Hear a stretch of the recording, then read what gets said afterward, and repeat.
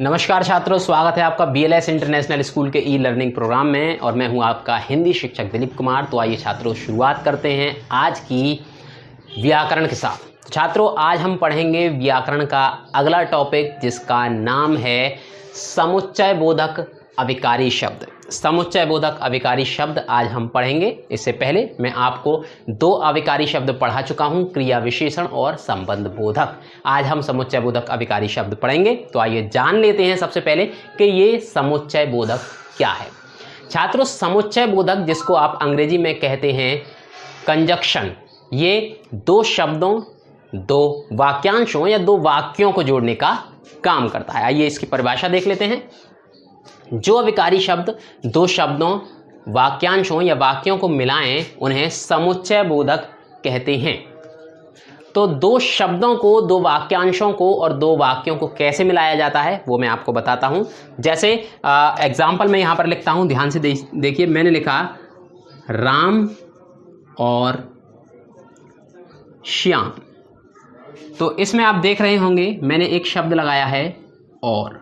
ये एक समुच्चय बोधक है और इस समुच्चय बोधक ने दो शब्दों को आपस में मिलाया है, राम और श्याम को। इस दोनों को मिलाने वाला शब्द है और। हम इसके स्थान पे तथा, एवं भी प्रयोग कर सकते थे। ठीक है, तो समुच्चय बोधक ऐसे ही शब्द होते हैं, किंतु, परंतु, इसलिए, क्योंकि, अतः, अतएव, तथा, एवं, ये सारे के सारे समुच्चय बोधक होते हैं जिनको हम कंजक्शन कहते हैं। ये वाक्यों को मिलाने का काम करते हैं। आइए देख लेते हैं। लोमड़ी अंगूर न खा सकी क्योंकि वे बहुत ऊपर लगे थे। अब देखिए, इसमें आपको दो उपवाक्य दिखाई दे रहे होंगे। एक वाक्य के अंदर अगर कई वाक्य छिपे हों तो हम उनको उपवाक्य कहते हैं। एक पूरे बड़े वाक्य के अंदर अगर ज़्यादा वाक्य हैं तो हम उनको उपवाक्य कहकर संबोधित करते हैं। ठीक है, तो देखिए, लोमड़ी अंगूर न खा सकी, ये एक उपवाक्य है। इसको क्योंकि के साथ जोड़ा गया है, वे बहुत ऊपर लगे थे, ये एक उपवाक्य हो गया। देखिए, वे ऊपर लगे थे, ये एक क्रिया है। लोमड़ी का अंगूर खाना, ये भी एक क्रिया है, तो ये एक उपवाक्य है, ये दूसरा उपवाक्य है। इन दोनों उपवाक्यों को आपस में जोड़ा है क्योंकि ने, और ये क्या हो गया, ये हो गया समुच्चय बोधक। एक और एग्जाम्पल देखते हैं। मेरे मामा जी आ रहे हैं इसलिए मैं उन्हें लेने स्टेशन जा रहा हूं। तो देखिए, आपने क्या देखा, मेरे मामा जी आ रहे हैं, ये एक उपवाक्य है इस पूरे वाक्य में, और इसको इसलिए से जोड़ा गया है दूसरे उपवाक्य, मैं उन्हें लेने स्टेशन जा रहा हूं से। तो यहाँ पर भी दो हमको उपवाक्य नज़र आ रहे हैं। मेरे मामा जी आ रहे हैं, ये एक उपवाक्य है। मैं उन्हें लेने स्टेशन जा रहा हूं, ये एक उपवाक्य है। और इन दोनों उपवाक्यों को आपस में इसलिए शब्द ने जोड़ा है और इसने पूरा एक वाक्य, बड़ा वाक्य बना दिया। और ये पूरा एक बड़ा वाक्य बना, मेरे मामा जी आ रहे हैं इसलिए मैं उन्हें लेने स्टेशन जा रहा हूं। वाक्य पूर्ण तभी माना जाता है जब उसके अंत में कोई पूर्ण विराम लगाया जाए। पूर्ण विराम या विस्मयादि बोधक चिन्ह या फिर प्रश्नवाचक चिन्ह, तभी वाक्य पूर्ण माना जाता है। यहाँ पर अल्प विराम है तो ये पूर्ण वाक्य यहाँ पर नहीं हुआ है। ये वाक्य यहीं पर पूर्ण होता है, इसलिए यहाँ पर पूर्ण वाक्य लगा हुआ है, पूर्ण विराम लगा हुआ है और इसके अंदर दो उपवाक्य छिपे हुए हैं। ठीक है, तो ये तो आप समझ ही गए होंगे कि समुच्चय बोधक किसे कहते हैं। अब हम आगे बढ़ते हैं और जानते हैं कि समुच्चय बोधक के कितने भेद होते हैं। आइए, तो छात्रों, समुच्चय बोधक के दो भेद होते हैं। नंबर एक समानाधिकरण और नंबर दो व्याधिकरण। समानाधिकरण और व्याधिकरण, जैसा ही नाम से भी हमें पता चल रहा है, समानाधिकरण यानी कि समान, जहां पर दो समान वाक्य जुड़ते हों। जहां पर देखिए, जो समान पद या वाक्यांशों को जोड़ते हैं उन्हें समानाधिकरण समुच्चय बोधक कहते हैं। ऐसे अभिकारी शब्द जो समान पदों को, समान वाक्यों को या वाक्यांशों को जोड़ेंगे। ठीक है, और ये स्वतंत्र वाक्यों को जोड़ता है, ये भी आपको ध्यान रहे। स्वतंत्र वाक्य उस वाक्य को कहते हैं जो वाक्य अपने आप में पूर्ण होता है। उस वाक्य को पूरा करने के लिए किसी और वाक्य की या किसी और शब्द की जरूरत अगर ना हो, किसी और क्रिया की जरूरत ना हो, तो हम उसको स्वतंत्र वाक्य कहते हैं। चलिए एक उदाहरण देखते हैं। जैसे लोमड़ी अंगूर न खा सकी क्योंकि वे बहुत ऊपर लगे थे। तो क्या हो रहा है, इसमें हम क्या देख रहे हैं कि लोमड़ी का अंगूर खाना निर्भर है ऊंचाई के ऊपर, ठीक है, तो ये आश्रित उपवाक्य है, इसमें एक आश्रित उपवाक्य है, ठीक है। तो जहां पर आश्रित उपवाक्य होता है तो हम उसको कहते हैं व्यधिकरण, ठीक है। तो सबसे पहले चलिए समानाधिकरण का एक आध और उदाहरण देख लेते हैं हम। तो मैं आपको समानाधिकरण के उदाहरण देता हूं। एक और उदाहरण समानाधिकरण का, प्रिया, नीतू और कांता सिनेमा देखने गई, ठीक है।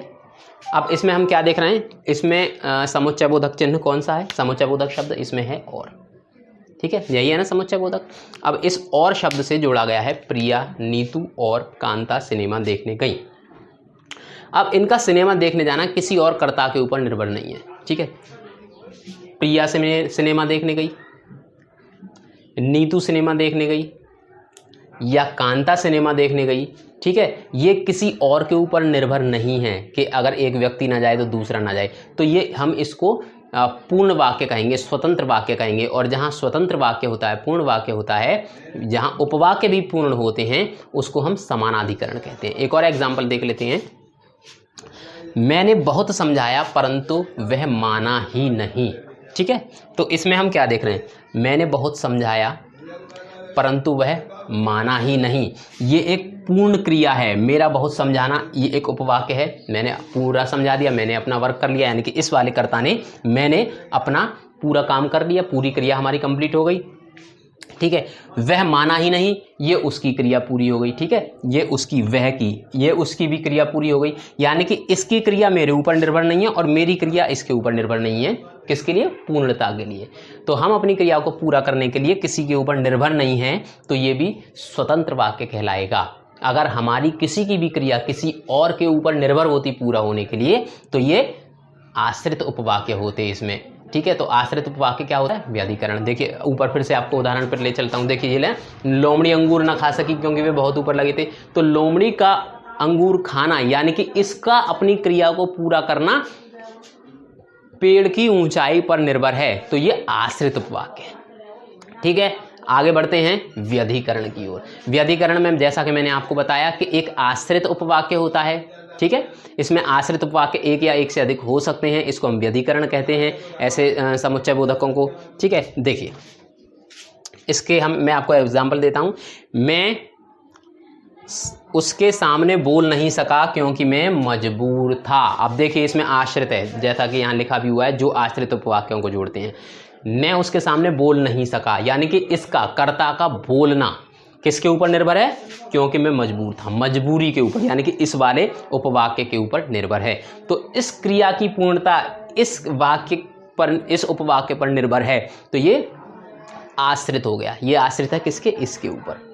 इसकी क्रिया तब तक पूरी नहीं हो सकती जब तक ये वाली क्रिया ना जुड़े इसमें, यानी कि इसकी मजबूरी है, क्रिया को पूरा नहीं कर सकता, तो ये आश्रित है। दूसरा देखते हैं, अभी से मेहनत कर लो ताकि अच्छे अंक पा सको। तो इसमें भी हम क्या देख रहे हैं, देखिए अच्छे अंक पाने के लिए वो क्या है, मेहनत करना, यानी कि उसका इस पर आश्रित है, वो ये अच्छे अंक पाना आश्रित है मेहनत करने के ऊपर। तो यहाँ भी ये आश्रित उपवाक्य हो गई। और जहाँ आश्रित उपवाक्य होते हैं उसका जो समुच्चय बोधक है वो कौन सा होता है, व्यधिकरण। देखिए ये ताकि, ये भी व्यधिकरण है और क्योंकि ये भी व्यधिकरण है। तो ये भेद होता है बेटा समानाधिकरण और व्यधिकरण में। जब भी आपके पास प्रश्न आएगा, तो आपके पास इसी प्रकार के प्रश्न आते हैं, जैसे आपको कोई सेंटेंस दे दिया जाता है कि जैसे मेरे मामा जी घर आ रहे हैं इसलिए उन्हें लेने स्टेशन जा रहा हूं, तो ये प्रश्न आ सकता है कि इसमें से अविकारी शब्द छांटकर उसका भेद बताइए। अगर सिर्फ अविकारी शब्द पूछा है तो आप इसलिए को अंडरलाइन करेंगे और बता देंगे कि ये समुच्चय बोधक अविकारी शब्द है।